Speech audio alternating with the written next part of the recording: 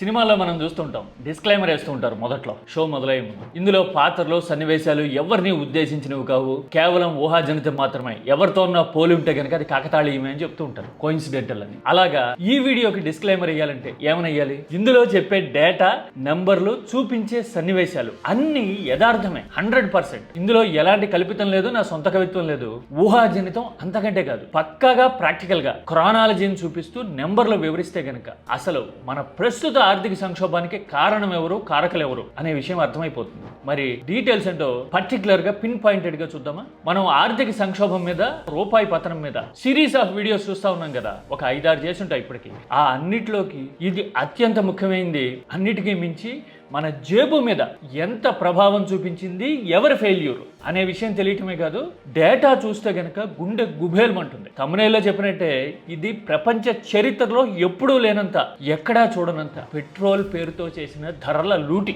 ఆ లూటీ ఎలా జరిగిందో, కారణమేంటో, ఆ పరిస్థితులు మన జీవితాలని ఎలా అతలాకుతలం చేసాయో, చేయబోతున్నాయో తెలిస్తే గనక మనం ఇప్పటికన్నా కళ్ళు తెరుచుకుంటాం, ఆలోచన మార్చుకోగలిగితే గనక భవిష్యత్తుని తీర్చిదిద్దుకోగలుగుతాం. అన్నట్టు ఇది ఎంత మాత్రం రాజకీయం కానే కాదు, ఎకనామిక్స్, పాలసీ ఫెయిల్యూర్ గురించి డిస్కస్ చేయటం. ఆ తర్వాత ఒక నాయకుడు లేని లోటు అధికారంలో ఉన్న పార్టీ మీద కాదు, ఈ దేశ భవిష్యత్తు మీద, మన జీవితాల మీద ఎలా పడిందో కూడా నేను ఆఖరిలో చెప్తా. అది చూస్తే గనక రాజకీయంగా నేను మాట్లాడుతున్నది ఎంత ప్రాక్టికలో మీకు కూడా అర్థమవుతుంది. మీరు కూడా కామెంట్ చేయండి, ఇది నా రిక్వెస్ట్.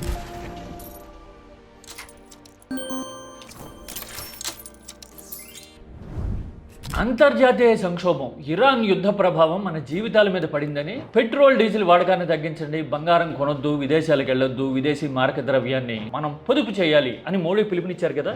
हम सोने के गहने नहीं खरीदेंगे, पेट्रोल डीजल का उपयोग कम करना होगा, खाने का तेल अगर वो कुछ कमी करे. ఇలాగా మరి దేశంలో ఆర్థిక సంక్షోభానికి కారణం ఇరాన్ యుద్ధమేనా? ఇమ్మీడియట్ రీజన్ ఇదైతే అయి ఉండొచ్చు, కానీ అసలు కారణం ఏంటి? ఎవరు ఫెయిల్యూర్? మన పాలసీ గానీ, మన విధానం గానీ, మన ఆలోచన లేనితనం గానీ ఎలాగా మన జేబుని, మన జీవితాలని లూటీ చేసినాయి గత 12 ఏళ్లుగా. ఇదేమీ ఆరోపణ కానే కాదు. పెట్రోల్ రేట్లు పెరగడం వల్ల ఇప్పుడు మార్కెట్ అంతా అతలాకుతలం అవుతుంది, రూపాయి పలచబడిపోతా ఉంది, వీక్ అయిపోతా ఉంది అంటున్నాం కదా.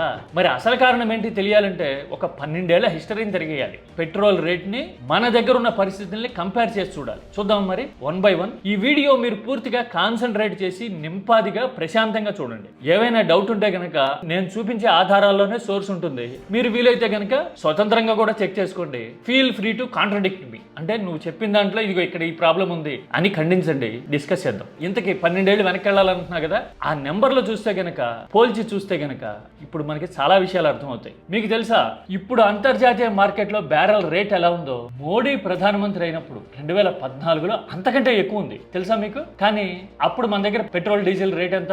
50+ లో ఉండేది, 56-57 రూపాయలు ఉండేది. మరి అప్పటితో పోలిస్తే బ్యారెల్ రేటు ఇప్పుడు కాస్త తక్కువే ఉన్నా గానీ ఇప్పుడు పెట్రోల్ డీజిల్ రేట్ ఎంత? 110 రూపాయల, అంటే ఆల్మోస్ట్ డబల్ అయింది కదా. అంటే అంతర్జాతీయ పరిణామాలతో సంబంధం లేకుండా మన దగ్గర పెట్రోల్ డీజిల్ రేట్లు పెరుగుతా ఉన్నాయి, మనల్ని దెబ్బ కొడతా ఉన్నాయి, లూటీ చేస్తా ఉన్నాయి అని అర్థమవుతా ఉంది కదా. క్రానాలజీని తిరిగేద్దాం చూడండి. జూన్ 2014లో ఇంటర్నేషనల్ మార్కెట్ లో బ్యారెల్ ప్రైసెస్ ఎలా ఉన్నాయి అని చెప్పేసారంటే చూడండి, ఇండియన్ బాస్కెట్ కి సంబంధించినంత వరకు $109 ఉన్నాయి. అఫ్ కోర్స్ పైన Brent crude oil, west Texas intermediate ఇలాంటివి ఉన్నాయి, కానీ అవి మనకి సంబంధం లేనివి. అవి అమెరికాకి, వెస్ట్రన్ మార్కెట్ కి సంబంధించిన పారామీటర్స్. అవి ఇక్కడికి అక్కడికి తేడా ఏంటంటే పెట్రోల్ థిక్నెస్ లోను, అందులో ఉండే స్వీట్నర్ ఎలిమెంట్స్ లోను, అంటే క్వాలిటీకి సంబంధించిన ఎలిమెంట్స్ లోను తేడాలు ఉంటాయి. అందుకోసమని వెస్ట్ టెక్సస్ ఇంటర్మీడియట్ లో గానీ లేదా బ్రెంట్ ఆయిల్ గానీ మనకంటే ఎక్కువ ఉంటుంది. ఇండియన్ బాస్కెట్ కి వచ్చేసరికి చూడండి, పెట్రోల్ బ్యారెల్ రేట్ ఎంత ఉంది, మనం ఎంత కొన్నామయ్యా అంటే $109 కొన్నాం. ఓకే, గుర్తుపెట్టుకోండి ఇది. మరి 2026లో బ్యారెల్ రేట్ ఎంత ఉంది? $106 ఉంది ఇండియన్ బాస్కెట్ రేట్ ఇక్కడ. అంటే ఇప్పటితో పోలిస్తే అప్పుడే $3 ఎక్కువ బ్యారెల్ కి. పెట్రోల్ గానీ, డీజిల్ గానీ లీటర్ రేట్ ఎలా ఉంది మన దగ్గర? 2014ని ఇప్పటిని కంపేర్ చేసి చూద్దామా రండి. 2014లో అంటే బ్యారెల్ $109 ఉంది ఇండియా కొనుక్కోవడానికి అని అన్నప్పుడు మన దగ్గర లీటర్ డీజిల్ ఎంతకు దొరికింది అంటే చూడండి, $57.28, కాస్త అటు ఇటుగా. ఇదిగో ఇది మై పెట్రోల్ ప్రైసెస్ అని కొడితే గనక మీకు అందులో ఈ డీటెయిల్స్ అన్ని వస్తాయి. మరి ఇప్పుడు ఎంత ఉంది చూడండి, 100 రూపాయలకి పైగా ఉంది. అంటే బ్యారెల్ ప్రైస్ ఏమో ఇప్పటికంటే అప్పుడు $3 ఎక్కువ ఉన్నా గానీ, అంటే $109 ఉన్నప్పుడు ఇప్పుడేమో 106 ఉంది కదా, అంత ఎక్కువ ఉన్నా గానీ అప్పట్లో 57 రూపాయలకి లీటర్ డీజిల్ దొరికితే ఇప్పుడు 100 నుంచి 110 రూపాయల మధ్య ఫ్లక్చుయేట్ అవుతా ఉంది. ఏపీ లాంటి రాష్ట్రాల్లో మోత మోగుతా ఉంది. ఎందుకని డబల్ ఎందుకైంది? బ్యారెల్ ప్రైస్ సిమిలర్ గా ఉంటే. ఇది కదా క్వశ్చన్. ఆ తర్వాత ఇక్కడతో అయిపోలా. ఇంటర్నేషనల్ మార్కెట్ లో బ్యారెల్ ప్రైస్ రేటు దారుణంగా పడింది, ఊహించనంత పడింది. ఎప్పుడు?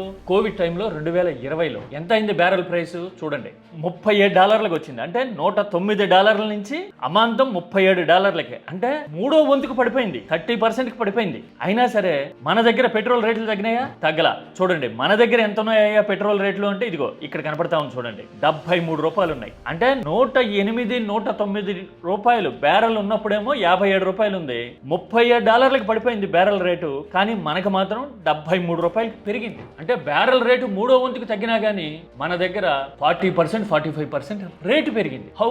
ఎలా? బ్యారెల్ రేటు పెరిగితే పెంచుతామని చెప్తారు కదా, మరి బ్యారెల్ రేటు 3వ వంతుకు పడినా గానీ మన దగ్గర ఎందుకు తగ్గల రేట్లు? అంత ఎందుకు ఎక్కువ వసూలు చేశారు? ఇక్కడతో అయిపోలా. Year by year international market లో క్రూడ్ ఆయిల్ రేట్లు డాలర్లలో ఎంత ఉన్నాయి, మన దగ్గర పెట్రోల్ డీజిల్ రేట్లు ఎలా ఉన్నాయి అనేది పక్క పక్కన పెట్టి కంపేర్ చేద్దాం. 2014 నుంచి 26 మధ్య ఈ 12 ఏళ్లలో ఏం జరిగింది అనేది మనకి క్లియర్ గా అర్థమవుతుంది విత్ నెంబర్స్. ఇవన్నీ bonafide, certified and historic facts. I can assure you. చూడండి, చూసారు కదా మా వాళ్ళు పక్కన పక్కన పెట్టారు. 2014లో ఎక్కువ ఉన్న బ్యారెల్ ప్రైస్ 2015 నాటికి $52 తగ్గింది. కానీ మన దగ్గర పెట్రోల్ ప్రైస్ 50 రూపాయలకి తగ్గినట్టు అనిపించింది ఆ క్షణం. కానీ ఆ తర్వాత 2016లో బ్యారెల్ ప్రైస్ 43కి తగ్గింది. అంటే $9 తగ్గింది. కానీ మన దగ్గర చూడండి పెట్రోల్ డీజిల్ రేటు 56కి పెరిగింది. అంటే 6 రూపాయలు పెరిగింది. అక్కడ ఇంటర్నేషనల్ మార్కెట్లో తగ్గినా కానీ మన దగ్గర ఉల్టా రివర్స్ లో పెరిగింది. ఆ తర్వాత బ్యారెల్ రేటు 54కి పెరిగింది. మన దగ్గర ఏకంగా బ్యారెల్ రేటు పెంచారు అని చెప్పి 56 నుంచి 65కి, అంటే 9 రూపాయల వరకు పెంచేశారు. ఆ తర్వాత 2018లో బ్యారెల్ ప్రైస్ 71 అయింది. మన దగ్గర చూడండి 73 రూపాయలు అయిపోయింది పెట్రోల్. ఆ తర్వాత 2021లో బ్యారెల్ ప్రైస్ 70కి పెరిగింది. మన దగ్గర చూడండి లగాయించి పెంచారు. అక్కడ పెరిగితే పెంచుతున్నారు కానీ తగ్గితే తగ్గించట్లేదు. చూసారా ఆ మందం? ఇక్కడతో అయిపోలా. 2022 చూడండి బ్యారెల్ $100 అయింది. మన దగ్గర పెట్రోల్ డీజిల్ ప్రైసెస్ 90 దాటినాయి. ఆ తర్వాత బ్యారెల్ ప్రైస్ 82కి తగ్గింది. అంటే $18 తగ్గింది బ్యారెల్ మీద. కానీ మన దగ్గర మాత్రం 3 రూపాయలు పెరిగింది. ఆ తర్వాత బ్యారెల్ ప్రైస్ మళ్ళీ $81కి తగ్గింది. కానీ మన దగ్గర చూడండి 88 రూపాయలు. అంటే తగ్గిన దాంతో పోలిస్తే మన దగ్గర వెరీ లిటిల్ తగ్గింది. ఇలా మొత్తం అక్కడ పెరిగిన ప్రతిసారి మన దగ్గర భారీగా పెంచారు, తగ్గిన ప్రతిసారి నామకే వాస్తే పావలా పైసా తగ్గించారు. ఇప్పుడు చూడండి బ్యారెల్ ప్రైస్ 90 నుంచి $115 మధ్య ఫ్లక్చుయేట్ అవుతా ఉంది different parts of the world లో. మన దగ్గర మాత్రం 100 రూపాయలు దాటింది. ఏపీ లాంటి చోట్ల అయితే బాధుడు 110 రూపాయల వరకు ఉంది. కారణం ఏంటి? ఇంటర్నేషనల్ మార్కెట్ లో తగ్గినా గానీ మనకి ఎందుకు తగ్గల? పెంచితే మాత్రం ఎందుకు పెంచుతున్నారు? ఈ మధ్యలో ఉన్న డిఫరెన్స్ అంతా ఎక్కడికి పోయింది? కారణం ఏంటి అని చూస్తే ఒక రీజన్ కనపడుతుంది. చూడండి ఇక్కడ retail fuel prices remain high despite lower international crude oil cost largely due to heavy taxation. అంటే మన దగ్గర పన్నుల భారం కేంద్రం బాధేది, రాష్ట్రాలు బాధేవి ఎక్కువ ఉన్నాయన్నమాట. అందుకే ఇప్పుడు ఆంధ్రప్రదేశ్ లాంటి చోట్ల దేశంలోనే అత్యధికం ఉన్నాయి. రాష్ట్రం బాధేసేది ఎక్కువ కేంద్రంతో పాటు. దాంతో పాటు ఇదిగో ఇక్కడ ఉంది చూడండి కరెన్సీ డిప్రిసియేషన్. ఎస్, ఇది కీలకం. కరెన్సీ డిప్రిసియేషన్ అంటే రూపాయి మారకపు విలువ పడిపోతూ ఉంది. అందుకోసమని ఇది కీలకం. అసలు ఇది టర్నింగ్ పాయింట్, ఇది టర్న్ అరౌండ్. పాలసీ ఫెయిల్యూర్ అని మాట్లాడుకున్నాం కదా, ఆ పాలసీ ఫెయిల్యూర్ ఇక్కడ అప్లికబుల్ అవుతుంది అనమాట. ఏంటి ఆ policy failure? Rupee value consistent గా 2014 నుంచి పడుతూనే ఉంది డాలర్ తో పోలిస్తే. అందుకని నువ్వు ఇంటర్నేషనల్ మార్కెట్ లో బ్యారెల్ ప్రైస్ డ్రాస్టిక్ గా పడినా, 3వ వంతుకు పడినా గానీ $37 వచ్చినా గానీ బ్యారెల్, మన దగ్గర మాత్రం రేట్లు పెరిగినాయి తప్పితే తగ్గల. ఎందుకంటే రూపాయి బలహీన పడిపోయింది, కంపాటబిలిటీ లేదు.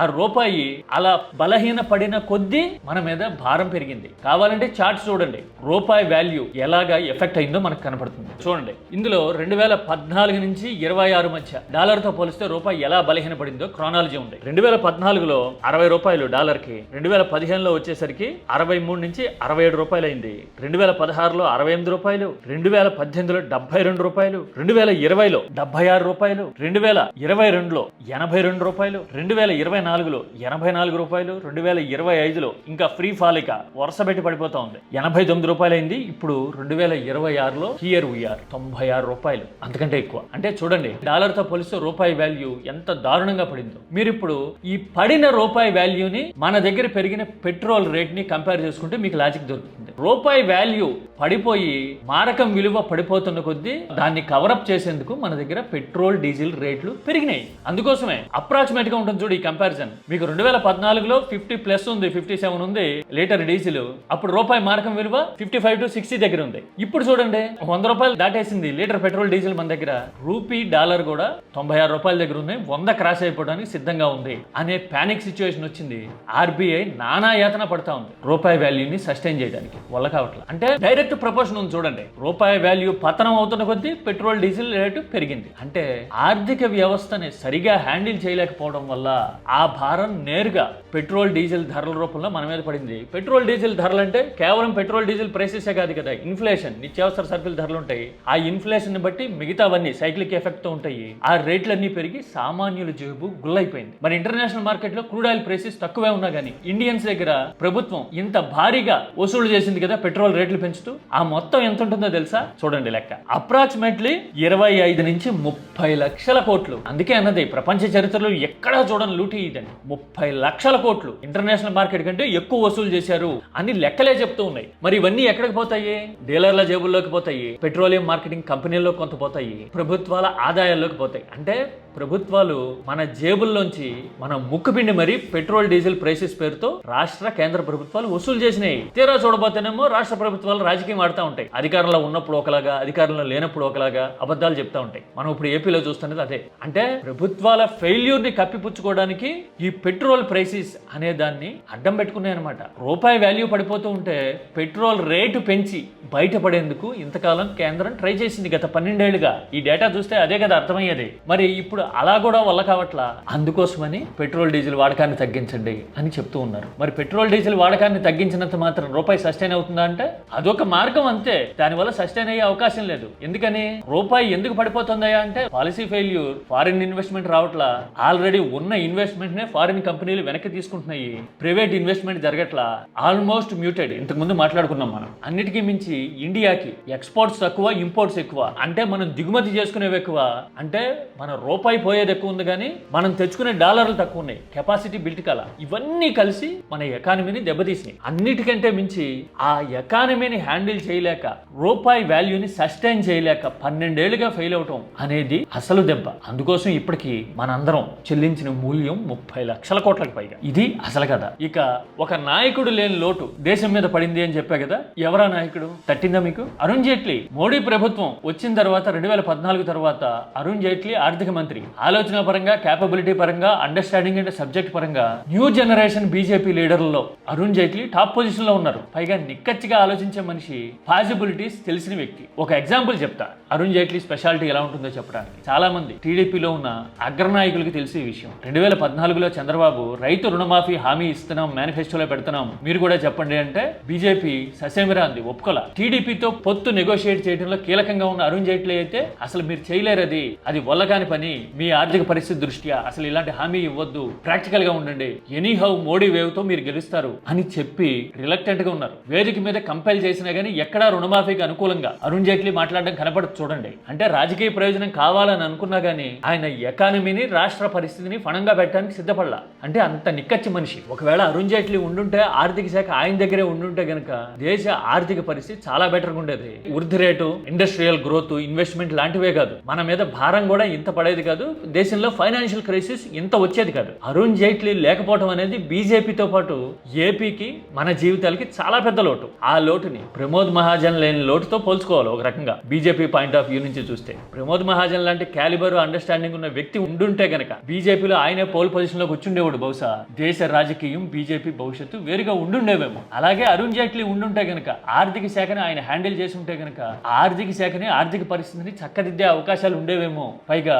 ప్రభుత్వానికి, సహచర నాయకులకి కూడా తప్పప్పులు ఆయన బెటర్ గా, రేషనల్ గా చెప్పగలిగేవాడేమో. ఏది రుణమాఫీ విషయంలో నిక్కచ్చిగా చెప్పినట్టు. రాజకీయంగా ప్రయోజనం కావాలంటే ప్రజల ప్రయోజనాలు ఫణంగా పెట్టక్కర్లా, ఇదిగో ఇలా చేయొచ్చు అని ఆల్టర్నేటివ్ మోడల్స్ ఏమైనా డిరైవ్ చేసి ఉండేవాడేమో అని అనిపిస్తుంది నాకు. అవునా కదా? అంటే రాజకీయంగా ఆలోచన లేనితనం, పాలసీ ఫెయిల్యూర్, రూపాయి పతనాన్ని ఆపలేకపోవడం అనే ఫెయిల్యూర్ ఇప్పుడు ఇండియా పాలిటీ శాపంగా మారింది. మీకు పెరుగుతున్న పెట్రోల్ రేట్లకి, రూపాయి పతనానికి మధ్య డైరెక్ట్ గా ఉన్న సంబంధాన్ని పోల్చి చూస్తే ఈ విషయం అర్థమైపోతుంది కదా. కదా. మరి ఇలాంటి పరిస్థితుల్లో మన వాళ్ళ క్యాపబిలిటీ ఇప్పటికిప్పుడు పెరిగే అవకాశం ఉందా? రూపాయి పతనం ఆగుతుందని ఆశించగలమా? మరి పరిస్థితి చక్కబడాలంటే ఏం చేయాలి? గాల్లో దీపం అన్నట్టుగా క్రూడ్ ఆయిల్ ధరలు తగ్గాలి అని కోరుకుంటామా? ధరలు తగ్గినా కానీ ఇక్కడ తగ్గించట్లేదు కదండి. తగ్గినప్పుడు మరి ఎలా చక్కబడతాయి? అలవాటు పడడం ఒకటే మన కళ్ళ ముందున్న మార్గమా? పాలసీ ఫెయిల్యూర్ అయినా, లీడర్షిప్ క్యాపబుల్ గా ఏబుల్ గా హ్యాండిల్ చేయలేకపోవడం అయినా కానీ దేశ ప్రజల పాలిట ఎంతటి పెను సవాల్గా మారతాయని చెప్పడానికి ఇది ఒక తిరుగులేని ఉదాహరణ కదా. నేను ఇదంతా రాజకీయ దృష్టికోణంలో చెప్పాల, ప్రాక్టికల్ గానే చెప్తున్నా. నేను రాజకీయాల గురించి కానీ నాయకత్వాల గురించి కానీ